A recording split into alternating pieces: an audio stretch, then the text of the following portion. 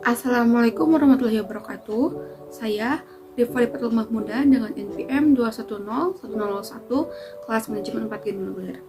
Di sini saya akan menjelaskan materi mengenai landasan pokok manajemen bisnis syariah untuk memenuhi salah satu tugas mata kuliah manajemen bisnis Islami yang diampu oleh Bapak Endang Syarif SHIMM.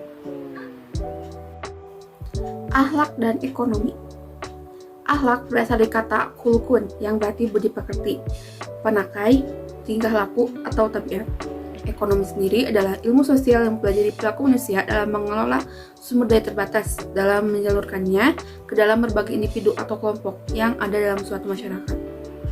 Nah, Islam sendiri mendorong umatnya untuk melakukan aktivitas ekonomi dengan berlandaskan akhlak, sehingga setiap aktivitas ekonominya bernapaskan ilahiyah dengan tujuan agar upaya mencapai kepentingan dunia tidak berjalan liar, melanggar berbagai aturan, atau menyakiti pihak lain.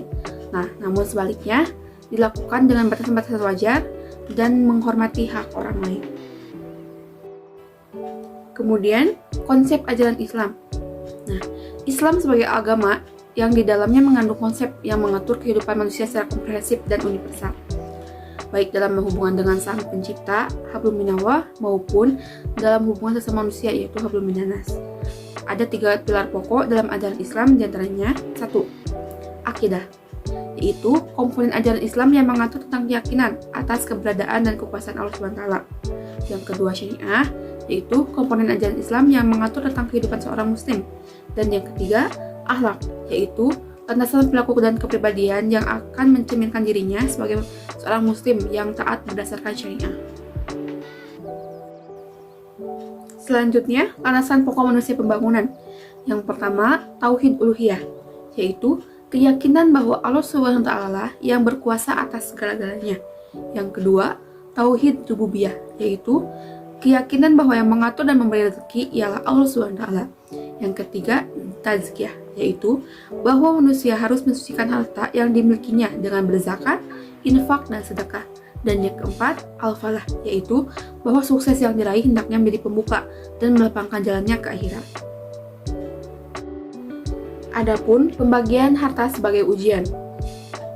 Nah, harta merupakan ujian bagi manusia. Ia bisa memuliakan dan bisa menghinakan. Siapakah di antara manusia yang jika diberi harta bersyukur dan mentaati Allah SWT, maka ia berhasil menghadapi ujian tersebut. Namun, adapun jika harta sebab berpalingnya dari Allah SWT, berarti telah gagal dalam menghadapi ujian tersebut. Pada hakikatnya, kaya dan miskin adalah sama-sama ujian, sebab ujian bisa berupa keburukan dan bisa berupa kebaikan. Nah, bahkan ujian dalam bentuk kebaikan lebih berat dibanding ujian dengan keburukan. Dan selanjutnya ada penggunaan harta dalam Islam. Nah, menurut pandangan Islam sendiri, setiap manusia yang kuat dan sehat diwajibkan mencukupi kebutuhannya, yaitu tidak boleh menggantungkan diri kepada pihak yang lain. Adapun penggunaan harta menurut Allah SWT berfirman dalam surat Al-Baqarah ayat 264-274 bahwa orang muslim menggunakan hartanya untuk 1. Memperkuat ketakwaan kepada Allah SWT. Yang kedua, memperkuat hubungan silaturahmi sesama manusia.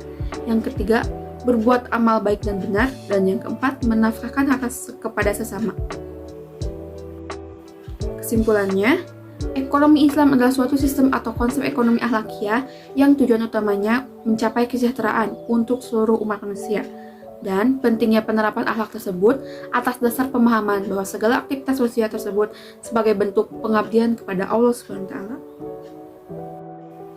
Mungkin cukup sekian yang dapat saya presentasikan, kurang lebihnya mohon dimaafkan. Terima kasih. Wassalamualaikum warahmatullahi wabarakatuh.